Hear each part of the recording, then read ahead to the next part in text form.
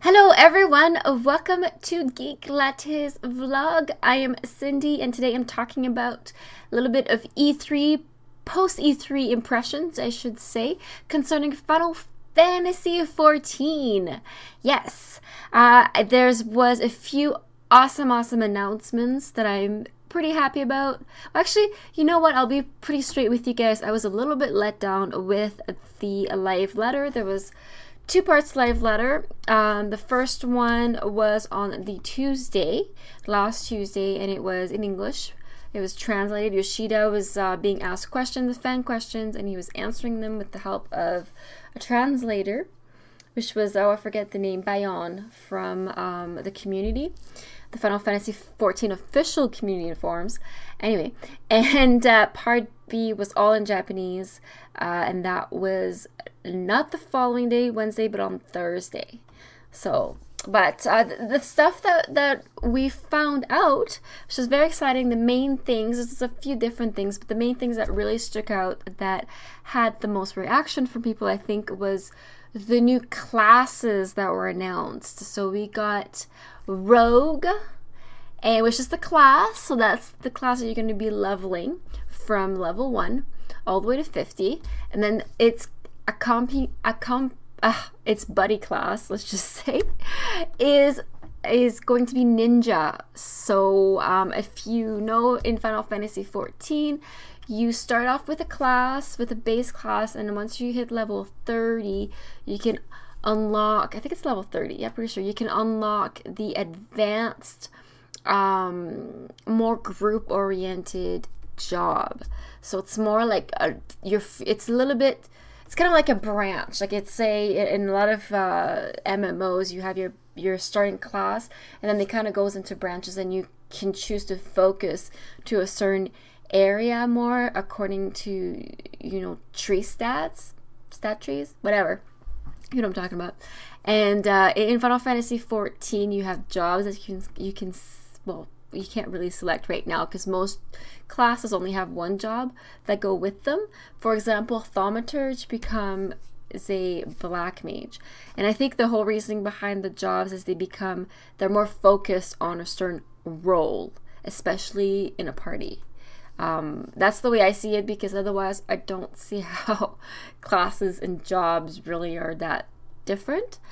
For example, for myself, I am an Arcanist, that's my class, but I have unlocked, well, both Summoner and Scholar. This is like, Arcanist is the only one with 2 jobs so far, and but I've been mostly playing Scholar because Scholar is a healer, and the Scholars are good at, they are masters of group healing, basically, while White Mages are more single target healing. I think that's the difference. But also, Scholar's Arcanist is a pet job, so Scholar has a fairy which helps you heal and stuff like that. So it's just really awesome. I really enjoy Scholar, and then there's a Summoner who is takes the DPS of the Arcanist and kind of focuses on that. So the Summoner is more of a damage dealer as opposed to Scholar as a healer, while the Arcanist, which is the base class that it comes from, can support their pet, can heal their pet, keep them alive, keep themselves alive, and they can also deal a significant amount of damage with their pet. So that's how that works. Now, Rogue is going to be a stealth class. It's pretty much like the Thief class in Final Fantasy XI, and I think a lot of people are going to be very excited about Rogue and Ninja. Ninja was a very popular class in Final Fantasy XI. It's also a dreaded class for a lot of other people, because Ninja, because they had an ability called Shadows, and their shadows, there was like 4 stacks, I think, and their shadows would take hits for the ninja. So and if you had a ninja that could evade quite a lot, you could have a really good tank. So it made a lot of warrior tanks and paladins not as much wanted in parties as ninjas. I could be wrong on that, but that's basically the gist I got of it. I never really played as ninja much. I unlocked it in Final Fantasy XI for the hell of it, and it was fun to level, but it's not something that I played at endgame or anything, so I don't really have too much to say about it, but I know that a lot of people are very excited about it and all that. There was some disappointment because some people, and myself included, was expecting, if we were going to get a new class soon, they were expecting to be a musketeer class, which is a dual wielding gun class. And we didn't get that, but and I know some people were asking Yoshida in interviews at E3 whether this was not part of live letter, but more of interviews that were done within E3 anyway. And he said that yes, they were working on a gun class. It is coming, but it wasn't quite ready yet. And he dropped hints saying that it's not going to be what people expect, and it's going to be closer to a mage class, or it's going to function more like a mage class. Not saying that it's going to be a magic based class. I personally think it is, but I don't want to put words in Yoshida's mouth or Square Enix's mouth. But he said it's going to work similar, so I'm thinking just range DPS is range damage. Or the other way it could work like a mage class is if it's a healer. So so in that way it would be more like a Corsair in Final Fantasy XI, which was a damage dealer, but they had buffs. So I don't know. We'll see how. So I guess it's not really like Corsair, but whatever. You guys know what I'm talking about. You feel me, right? Anyway, and maybe between like a red mage and a Corsair. I don't know. But it's going to be really interesting. I'm very excited about the gun wielding class, whether it's going to be called musketeer or not. We're not quite sure, but whatever. So rogue and ninja, I don't know if I'm going to level rogue at all or unlock ninja at all. I'm not interested in it. And Yoshida did say that the reason why this class was come about was because he really wanted to put an extra class that was sort of designed for PvP. Well, he didn't say that exactly, but he wanted to have stealth involved in PvP, and so that's why they pumped out rogue. It was for their stealth ability. So I'm not really sure how that works in PvP. I don't play PvP. I have no interest, so I don't know what the hell is going on, right? But if you guys have an idea, let me know. But that's basically the reason why it came out before Musketeer anyway. There's going to be like PvP battleground, or not battlegrounds, but battle areas. So there's going to be 3 ways PvP. So I'm thinking that means the city-states. I didn't really pay attention because I had to go to work when that part of Live Letter was on Thursday. But yeah, there's going to be like grander scale PvP in certain areas dedicated for that reason. And there's a new mount associated with that. It's a war horse. So I was right in thinking I was thinking that the next mount that we would see would be a horse. I'm thinking we'll see a lot more horses horsing around around Eorzea, and that's exactly what's been happening. And we've had elemental horses. The white mages can unlock their unicorn mounts, and now we have a fully armored horse that you can get through these PvP. I don't want to call them battlegrounds, but there was another battlefield. I can't remember the name. I'm sorry, PvP people. But anyway, past that. So that's exciting for you guys that love PvP. I know there's a lot of you like, oh my gosh, PvP. So good for you. Updates is coming, I think, in 2.3. Yes.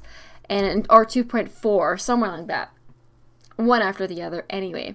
The other thing that came out that was of my special interest, I've been waiting for personal housing in Final Fantasy XIV forever. And I am pretty happy with the guild housing, with the free company housing that we've had. My free company, we've managed to have funded a small house, and we got a basement with that. That's pretty cool. Now, there's a question, instead of having the personal housing with its own neighborhoods, with, houses owned by players, not free companies, it's been kind of pushed a little bit, and not too far though, but they did decide to give us an instanced room for the free company house for people who don't want to wait, and along with the cost of that. And I think the way it's going to work is that in the free company on the upstairs, in the first level, free company house, sorry, there's going to be a door somewhere. And that door will lead to the instance rooms. So think like EverQuest 2 and that kind, where one door leads to any number of rooms, right? So anybody in your free company that has the money for it can get themselves a room. Now the price is 300K. Yeah, that's right, 300,000 for Gil for a freaking room in your existing house. People think, oh my god, that's way too expensive. I already have that much money. I have more than that, in fact, so I could just buy one if I wanted to, if I was really desperate for housing. I'm not. I would rather save my money and see how much the personal housing in their own little neighborhoods, are going to be. I want my own like full-fledged house with a garden and a freaking stable for my chocobo, which is also incoming. So I love my guildies, but I don't want to have an instance door that leads to my place, which would be kind of fun because I could decorate however the heck I want without, you know, asking anybody else first, which is nice, but I don't know. Also, the in-room is supposed to be rather large. It's bigger than the small house, the small house free company, whatever. So I'm thinking it's the size of an in-room. I strongly suspect that it's based on the in-room, which makes me wonder why we didn't just get our in-rooms to be whatever, to have decor put in our freaking in-rooms. Why can't we do that? Because I know, like, oh, well, you already have your in-room, right? In Final Fantasy XI, the way mog houses worked was that you just got a free mog house. You didn't have to pay for it. It was just given to you to every character, and it was situated according to your starting city. So, for example, I started in Windhurst, so my mog house, the one I could decorate, was in Windhurst, and that's the only place where all my stuff was stored in. Now, if I went to Bastock, or if I went to Juneau, or what was the other one, Sandoria, I also had in-rooms there, but my stuff wasn't there. It was just like a place that you went to sleep. It was like a genuine in-room, which honestly created such a nice place of belonging, because my home was Windhurst. That's where all my shit was, right? And it made me feel like a truly immersive experience, like my character belonged in a certain place. So that's why, you know, a lot of us feel very passionate about the whole housing thing. And I don't want to see it currently done the way it is. It's a little weird. It's a little funny. And the current free company housing right now is in the Lavender Beds. That's where everybody voted for it to be, and that's fine, because I actually used to be originally in 1.0 version of the game. I was part of the Twin Adder. I was part of that grand company, so I mean that would have been awesome.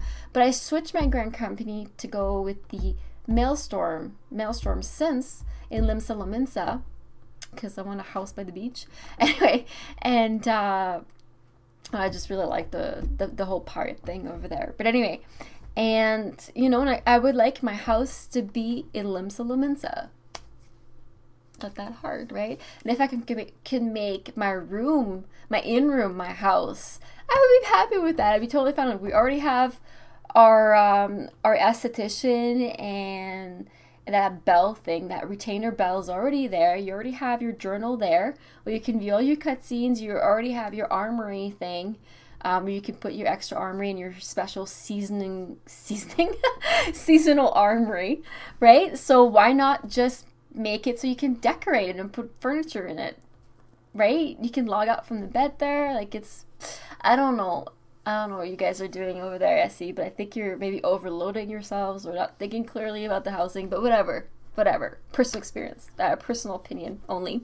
Anyway, so that said, we're not just getting in rooms as personal housing for individuals. We will be getting actual like houses you can have on a piece of land, but that's not coming. They're saying 2.38. So it's not 2.3 patch, but it's not 2.4. It's in between, closer to 2.4 though. So I'm expecting in the fall somewhere there. We were hoping personal housing would come in the, you know, June, July, August maybe, but it's looking like, to me, I think it's going to be in the fall, especially since they seem to be having issues with the neighborhoods and figuring all that stuff out, so whatever. But that was the other piece of news that came out that was of interest. To go along with that, we're also getting chocobo raising, but it's not from an egg. Not right away anyway. We're probably getting that later. But for right now, you can take our existing chocobo companions, the Grand Company, not given, but the Grand Company chocobos you can get. We will be able to, first of all, level them in every of their. I heard like two things that kind of contradict each other. In one way, they said that we'd be able to level all the classes. So there's a healer branch, there's a tank branch, and a DPS, a damage dealing branch, right? So we'll be able to level all of them. The other thing is we'll also be able to respect. So if you want your chocobo to be healer at one point, but it doesn't match with your current class, maybe you change your class, you're maining in something else, then maybe you can change it to tank or damage dealer or something like that, and vice versa. So that's really cool. So excited about that. And you can do that through the raising ability or feature, whatever. And that will be through a stable or a pen that you can put in your housing area. So that's the Free Company house. We'll get them first. And then I don't know if you can assign your chocobo there, and then as when they're there, you can change, allocate their points differently or whatever. And we will also, the chocobos looks like they're also getting new features. So that's cool. More stuff for your chocobo to do instead of, you know, basically right now chocobos are just good for leveling and that's it. There's no purpose. Why are you leveling your chocobo? If you ever ask yourself this question, you can't take him in dungeons as an extra member, so what do? You run fates and you quest with them. That's pretty much it. Which, you know, is not, it's okay. It's fun. I mean, it's good if you're undermanned for fate or for quest. Well, quests are solo anyway, but you know, it's like, to me, it doesn't seem like chocobos have much of a point of being at this point. What is your reason for living, chocobo? Right? It's like, I don't know, but oh, my computer just went to sleep for a second. I hope it's not a fact, the recording. But anyway, so yeah, so those were the things that were presented in the E3 live letters for Final Fantasy XIV. That's stuff that I retained that I was so excited about. I'm really, really excited about all this stuff. In other news, in Final Fantasy XIV, I'm personally am pretty much done the main quest. I will be done tonight. After I've made these videos, I'm going to go straight to my game and I'm going to go through the last remaining dungeons and probably cry my heart out because I do know that there's some gut-wrenching things happening in the main scenario at the end there, and then I'll unlock the stuff after that with Yugiri and all that. So I'm very, very, very excited. And yeah, I'm a level 50 Arcanist / Scholar, so much fun. Gonna get my whole lake outfit too. So I have pretty much all of it except the body right now. I should maybe just get the body before I do the dungeon, or not, I don't know. But anyway, so that's what's been going on. I hope you guys had an awesome E3. Let me know what you thought of all these things with Final Fantasy XIV. What did you like about the live letter? What stuck out to you and all that good stuff? And we will see you later. Thank you.